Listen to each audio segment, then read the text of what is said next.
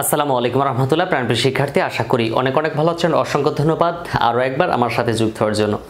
আজকের ক্লাসে আমরা সমাধান করে দেব এইচএসসি হিসাব বিজ্ঞান প্রথম পত্র অষ্টম অধ্যায় অর্থাৎ দৃশ্যমান অদৃশ্যমান সম্পদের হিসাব রক্ষণ পদ্ধতি থেকে ঢাকা বোর্ড 2023 সালে 9 নং সৃজনশীল প্রশ্ন যেটা ছিল, আজকে সেই 9 নং সৃজনশীল প্রশ্নের উত্তর করব। তো আমরা উদ্দীপকে যাই। তো এখানে দেখো মানে আজকে যে অঙ্কটা করব সেটা হচ্ছে ক্রমার সমাজের পদ্ধতিতে সমাধান করব। তো এই অবচয়ের অঙ্কগুলো সচরাচর দেখা যায় স্থির কিস্তি পদ্ধতি এবং ক্রমার সমান পদ্ধতি, এই দুটো পদ্ধতিতে এসে থাকে। তো স্থির কিস্তি পদ্ধতি থাকলে হয় কি, স্থায়ী সম্পদ বিক্রয়জনিত প্রবলেমটা দেয় আর একাধিক সম্পদ দেয়, তখন একটু মাথার মধ্যে হিসাব নিকাশ করতে ঝামেলা হয়ে যায়। আর ক্রমার সমান পদ্ধতিতে একটা বা দুইটা প্রশ্ন, যদি বেশি হার্ড হয় তাহলে একটা বা দুইটা স্থায়ী সম্পদ ক্রয় করতে পারে, তাছাড়া একটাই থাকে। তো এখন কথা হচ্ছে, আমরা চলো উদ্দীপকটা একটু পড়ে দেখি কি বলতে চাচ্ছে। উদ্দীপকে বলা আছে পলাশ ট্রেডার্স 2,20,000 টাকা 1 এপ্রিল তারিখে 5 লক্ষ টাকার মেশিন ক্রয় করে, তার পরিবহন সংস্থাপন ব্যয় 20,000 50,000 টাকা এবং আয়ুষ্কাল হচ্ছে 10 বছর, ভগ্নাংশ মূল্য 1,20,000 টাকা। তো ক্রমসমান পদ্ধতিতে অবচয় ধার্যের সিদ্ধান্ত গ্রহণ করেন। আমরা ক নম্বরে যেটা করব, ক্রমসমাজের পদ্ধতিতে প্রথম 2 বছরের অবচয় সারণী করতে হবে।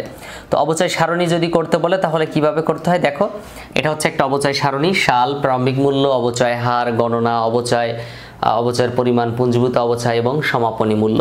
তো প্রথমেই আমাদেরকে যে কাজটা করতে হবে সেটা হচ্ছে এই অঙ্কের বার্ষিক অবচয়ের হারটা বের করতে হবে। বার্ষিক অবচয়ের হারটা বের করতে হবে। তো আমরা যদি এখানে বার্ষিক অবচয়ের হার বের করি তাহলেই হবে, এই পুরো ছকের কাজ কমপ্লিট হয়ে যাবে। তো বার্ষিক অবচয়ের হার চলো আমরা একটু বের করে নেই। বার্ষিক অবচয়ের হার কিভাবে বের করতে হয় আশা করি সবার জানা আছে। বার্ষিক অবচয়ের হারের সূত্র আছে একটা, সেটা হচ্ছে আমি এখানে লিখছি বার্ষিক, যদি বুঝতে সমস্যা অবশ্যই কমেন্ট করবে। বার্ষিক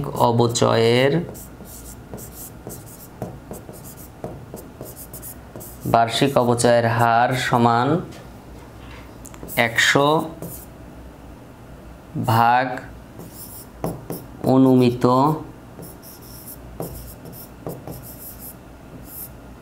আয়ুষ্কাল।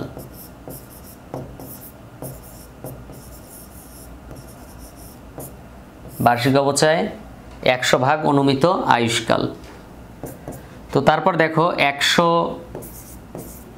লিখলাম। ও এখানে আরেকটু কাজ আছে, দুঃখিত, এখানে গুণ 2 হতে হবে। স্বাভাবিকভাবে আমরা যে অবচয়ের হারটা পেয়ে থাকি সেটাকে দ্বিগুণ করতে হয়। কি করতে হয়? দ্বিগুণ করতে হয়। দ্বিগুণ করলে আমাদের অবচয়ের পরিমাণটা আস্তে আস্তে মানে সমপর্যায়ে আসে, সঠিকভাবে উত্তরটা বের হয়ে আসে। তো স্বাভাবিক কথা মনে রাখবা, যদি ক্রমার সমান পদ্ধতি বলে তার মানে 2 গুণ করতে হবে। আর যদি দ্বিগু ক্রমার সমাজের পদ্ধতি বলে, কি বলছি, দ্বিগু ক্রমার সমাজের পদ্ধতি, 2 গুণ এখানে বলা থাকে দ্বিগু ক্রমার সমাজের পদ্ধতি, তাহলে তো 2 গুণ করতেই হবে। ঠিক আছে?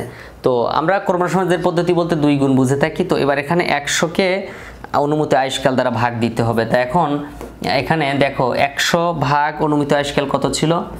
100 অনুমিত আয়ুষ্কাল ছিল কত? 10 বছরে, যে হ্যাঁ 10 বছর আয়ুষ্কাল ছিল। তাহলে এখানে 10 দাও, ওকে, তারপর এখানে গুণ 2 দাও। তো 100কে যদি 10 দ্বারা ভাগ দিই তাহলে হয় 10, আর সেটার সাথে 2 গুণ দিলে হয় 20%। খেয়াল করো, তাহলে হলো কত? 20%। এখন যেটা করতে হবে, এখানে আমাদেরকে এই ভিতরে তথ্যগুলো লিখতে হবে। তো অবচয়ের হার কিন্তু আমরা পেয়েছি 20%, 2 জায়গায় কত হবে? 20%।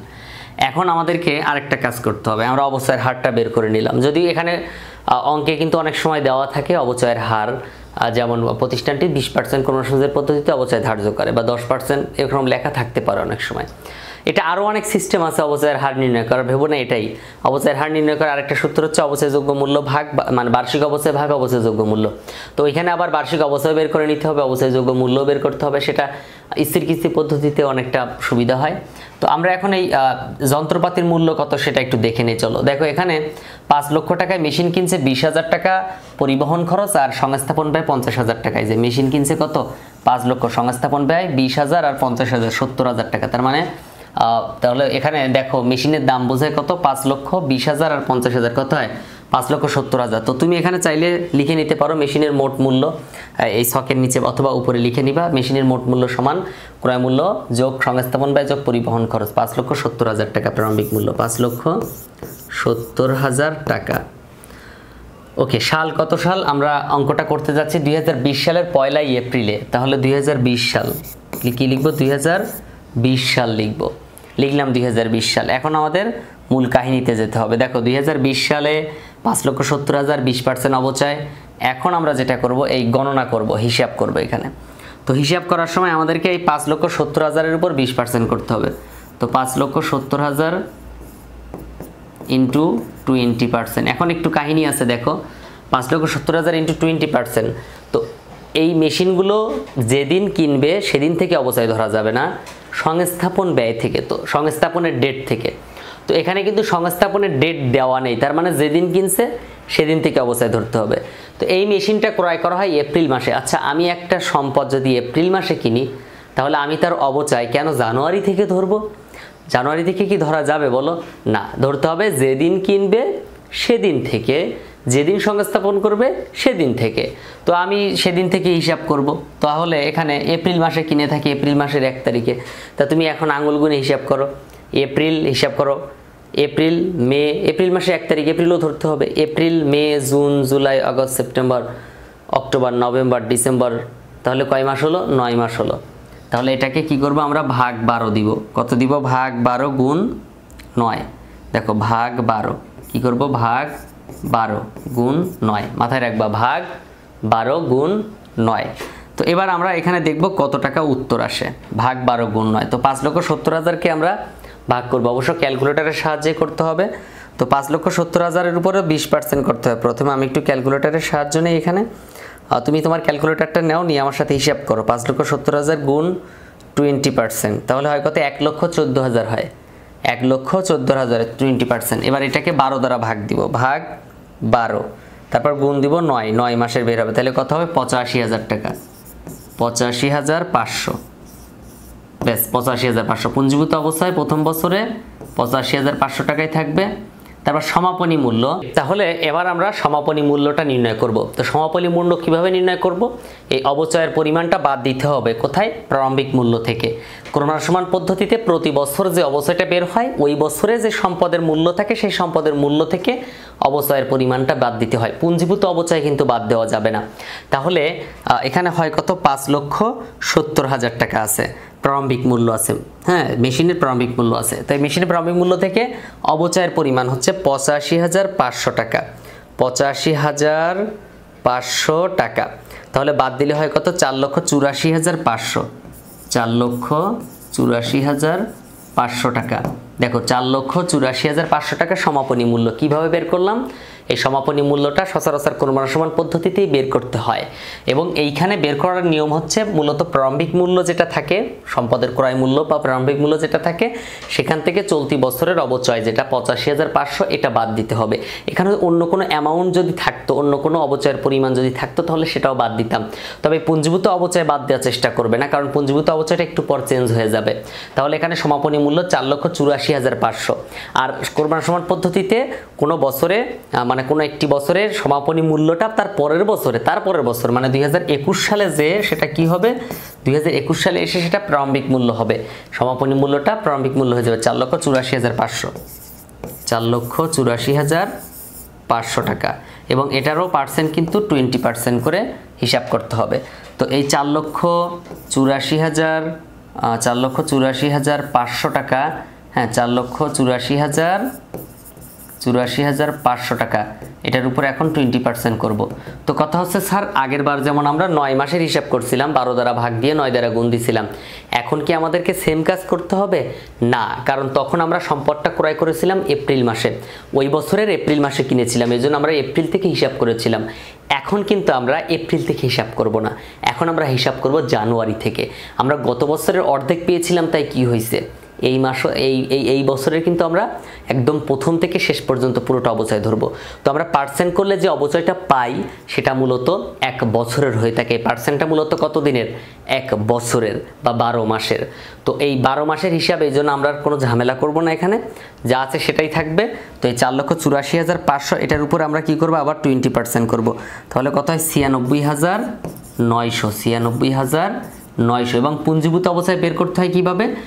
গত বছরের যে অবচয় ছিল সেই অবচয়ের সাথে পরের বছরের অবচয়টা যোগ করে দিতে হবে। তাহলে কত হয়? 85,500 এই 96,900 সাথে যোগ করতে হবে। তাহলে কত হয়? 1,82,400 টাকা। কিভাবে বের করলাম বলো তো?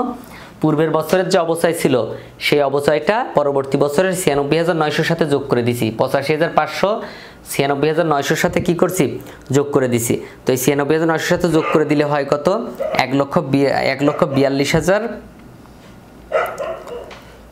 85,500 যোগ 96,900 1,82,400 টাকা। এবার আমরা সমাপনী মূল্যটা বের করব। তো সমাপনী মূল্য কিভাবে বের করতে হয় দেখো, এই যে 4,84,500 এখান থেকে আমরা বাদ দিব হচ্ছে এই বছরের অবচয় 96,900।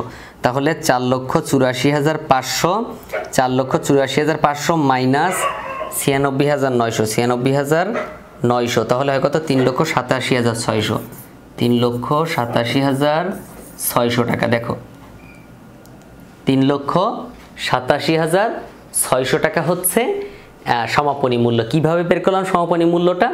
জাস্ট এই প্রারম্ভিক মূল্য থেকে এই যে অবচয়ের পরিমাণ 96,900 এটা বাদ দিছি, দেওয়ার পরে 3,87,600 টাকা থাকে।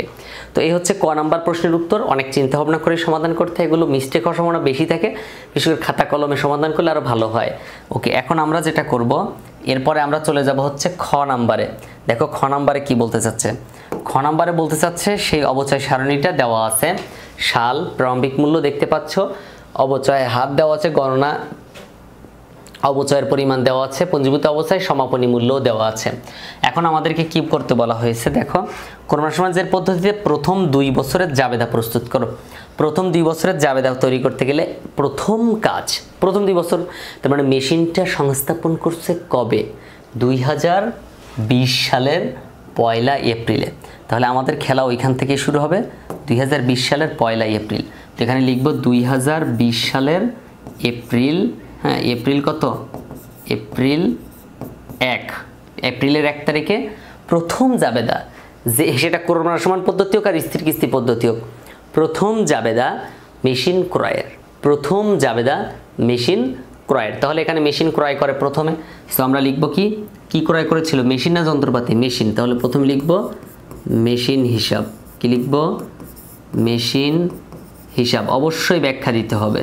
তো আমার এখানে জায়গা ধরবে না বলে হয়তো ব্যাখ্যা দিব না, তুমি কিন্তু দিয়ে নেবে। মেশিন হিসাব, মেশিনের দাম ছিল 5,70,000 টাকা, যেটা আমরা হিসাব করেছিলাম 5,70,000 টাকা। কিভাবে হিসাব করেছিলাম সেটাও জানা দরকার। ওই যে যন্ত্রপাতি মেশিন ক্রয়, তার সাথে সংস্থাপন ব্যয়, পরিবহন খরচ সব কিছু একসাথে যোগ করেছিলাম। তাহলে কত হবে বলো? 5,70,000 টাকা। 5,70,000 টাকা। আর এই টাকাটা প্রতিষ্ঠান নগদে পরিশোধ করবে, এজন্য নগদ টাকা কমে যাবে। সো নগদান হিসাব, আমি সচরাচর বলে থাকি এই জাবেদাগুলো মুখস্থ রাখতে। নগদান হিসাব ক্রেডিট 5,70,000 টাকা। 5,70,000 টাকা। এবার আমাদেরকে একটু ছোট্ট করে ব্যাখ্যা লিখতে হবে। হ্যাঁ, মেশিন ক্রয়ের জাবেদা, মেশিন ক্রয় হিসাবভুক্ত, মেশিন ক্রয়ের হিসাবভুক্ত গেল এপ্রিলের 1 তারিখ। এবার দ্বিতীয় ঘটনায় আসি। 1 নাম্বার ঘটনা, যে কোনো অঙ্কে, এই অবচয়ের যে কোনো অঙ্কে প্রথম ঘটনা হচ্ছে মেশিন ক্রয়ের জাবেদা। 2 নাম্বার কাজ হচ্ছে ওই বছরে আর কোনো মেশিন কিনছে কিনা, কিনে নাই। তারপরের কাজ হচ্ছে ওই বছরে টোটাল অবচয়ের পরিমাণ কত টাকা। আমরা মূলত অবচয় হিসাব করি ডিসেম্বরের 31 তারিখে, এজন্য এখানে লিখব কি? ডিসেম্বর 31। প্রথম জাবেদা কি? মেশিন ক্রয়। তারপরে জাবেদা কি? অবচয়। মূলত একটা প্রথম বছরে 3টা জাবেদা হয়ে থাকে, তার মধ্যে একটা লিখলাম। আর একটা হচ্ছে কি? প্রথম বছর অবচয় হয়েছিল 85,500 টাকা। তো এই অবচয়ের জাবেদা হচ্ছে অবচয় হিসাব ডেবিট। অবচয় হিসাব ডেবিট আর অবচয় সঞ্চিতি বা পুঞ্জীভূত অবচয়, অবচয় সঞ্চিতি বা পুঞ্জীভূত অবচয় কত হবে? 85,500, 85,500 টাকা। কত হবে? 85,500 টাকা হবে প্রথম অবচয়ের জাবেদা। অবচয় হিসাব ডেবিট মুখস্থ করে ফেলো, অবচয় হিসাব ডেবিট, অবচয় সঞ্চিতি হিসাব ক্রেডিট, প্রথম জাবেদা গেল। দ্বিতীয় জাবেদা হচ্ছে এই অবচয় হিসাবটা বন্ধ করে ফেলতে হবে। তো এই অবচয় হিসাবটা আমরা কোথায় লিখি বলো তো? অবচয় কোথায় লিখি? যখন পরিচালন খরচ হিসাব করি, বিশদায় বিবরণী, বিক্রয় বাদ বিক্রিত পণ্যের ব্যয় বাদ পরিচালন ব্যয়, পরিচালন ব্যয় যে কিন্তু আমরা এই অবচয়টা লিখে থাকি। তো বিশদায় বিবরণীর ডেবিট পাশে যেটা লেখা হয়, তুমি তো কার্যপত্রে দেখেছো, বিশদায় বিবরণীর ডেবিট পাশে কি হয়? শুধু ব্যয়গুলো হয়। তার মানে এটা একটা ব্যয় অবচয়, তো এটা বিশদায় বিবরণীর ডেবিট পাশে বসবে, এই কারণ মানে ডেবিট পাশে বসে। তো এটা এখন আমরা কি করব?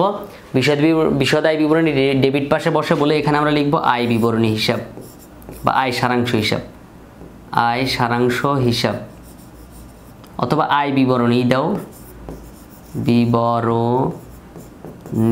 হিসাব, আয় বিবরণী হিসাব। আর হচ্ছে এই অবচয় হিসাবটা এখন ডেবিট আছে, তো এটাকে আমরা ক্রেডিট করে দিব, কারণ আমরা আয় বিবরণীতে ডেবিট পাশে দেখাইছি, তাই এটা আবার বাঁচায় রাখবো কেন? এর একটা রূপ তো দেখাইছি, তাই না? এই জন্য এটাকে আমরা লিখবো অবচয় হিসাব, শুধু অবচয় হিসাব। টাকা কিন্তু এই একটাই হবে, 85,500 টাকা, 85,500 টাকা। ওকে, গেল। এটাও ডিসেম্বরের 31 তারিখ হিসাব করতে হয়। ওকে, এপ্রিলের 1, তারপর ডিসেম্বর 31, তারপর ডিসেম্বর 31। এবার কাজ আমরা ডিসেম্বরের পর মানে 2020 সালের 3টা জাবেদা শেষ। প্রতি বছরে প্রথম বছর 3টা হয়, তারপরের বছরগুলো 2টো করে জাবেদা হয়, যদি কোথাও স্থায়ী সম্পদ বিক্রয় সংক্রান্ত ঝামেলা না থাকে। ব্যাস, এবার আমরা চলে যাব 2020 সালের পর 2021 সালে। বলছিল প্রথম 2 বছর, তো 1 বছর শেষ 2020 সালে, এখন হচ্ছে 2021 সাল। 2021 সাল এটা হচ্ছে এখন কিন্তু ডিসেম্বরের 31 তারিখই হবে, ডিসেম্বর 31 তারিখ হবে। তো মেশিন ক্রয় করেছিল যখন এপ্রিল মাস ছিল, তখন এই কারণে আমরা এপ্রিল হিসাব করেছিলাম, কিন্তু অবচয়ের হিসাব তো সবসময় ডিসেম্বর মাসেই হয়ে থাকে। তো এই যে অবচয়ের জাবেদা আবার লিখতে হবে আমাদেরকে, কারণ এটাই আমরা লিখবো, শুধু টাকার পরিমাণটা চেঞ্জ হবে। দেখো ক্রম অনুসারে টাকার পরিমাণটা কি হবে? চেঞ্জ হবে। স্যার এখানে তো আগেরটা কম নিচেরটা বেশি, না আসলে আগেরটা হিসাব করেছিলাম কত 9 মাসের, আর পরেরটা কিন্তু 1 বছরের, তাই না? তো 1 বছরেরটা 9 মাসটা প্রায় কাছাকাছি না, তার মানে এটা যদি 12 মাসের হইতো তাহলে কিন্তু অনেক বেশি হয়ে যেত, তাই না? তো ক্রম অনুসারে কমতে থাকে অবচয়ের পরিমাণ, আগের বছর যা থাকে পরের বছর তার চেয়ে কম হয়। এখানে খালি আগেরটা কম সময়ের দেখে এখানে কম হয়েছে। ওকে, তো তারপরে জাবেদা ঠিক সেম এভাবে লিখতে হবে। প্রথমে কি? অবচয় হিসাব ডেবিট। কি লিখবো? অবচয় হিসাব ডেবিট।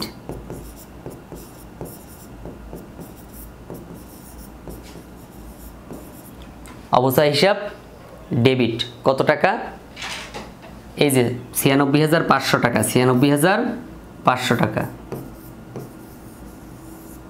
ওকে, তারপরে অবচয় হিসাব ডেবিট, অবচয় সঞ্চিতি হিসাব ক্রেডিট লিখব। অবচয় সঞ্চিতি, অবচয় সঞ্চিতি হিসাব ক্রেডিট কত? 96,500।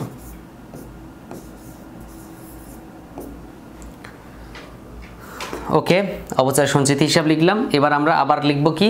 এই যে আয় বিবরণ হিসাব ডেবিট, অবচয় ক্রেডিট, এই অবচয় হিসাবটা, অবচয় খরচ হিসাবটা এটাকে বন্ধ করার জন্য মূলত এটা করে থাকি। তো এখানে লিখব আয় বিবরণী হিসাব ডেবিট, আয় বিবরণী হিসাব ডেবিট এই 96,500, আর আয় বিবরণী হিসাব ডেবিট এবং অবচয়, এই যে অবচয় হিসাব ডেবিট যেটা লিখেছিলাম সেটা এখন ক্রেডিট লিখব। তাহলে কি হবে? অবচয় হিসাব ক্রেডিট।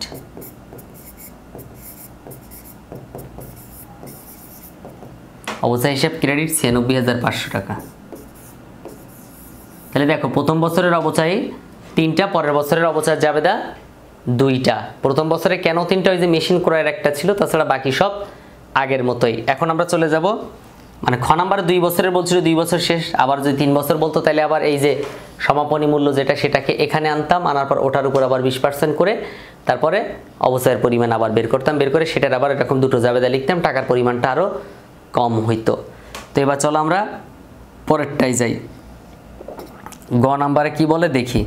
দেখো গ নাম্বারে বলছে কি, বলছে যে 2022 সাল পর্যন্ত মানে 20, 21, 22 3 বছরের মেশিন হিসাব প্রস্তুত করতে হবে। কি করতে হবে?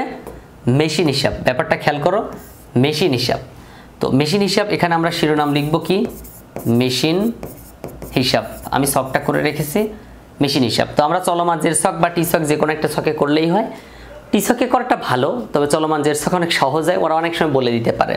তো তারিখ বিবরণ, জাবেদা পৃষ্ঠা, ডেবিট টাকা, ক্রেডিট টাকা, আর এটা জেরের এখানে একটা ঘরের নাম হচ্ছে ডেবিট আর একটা ঘরের নাম কি?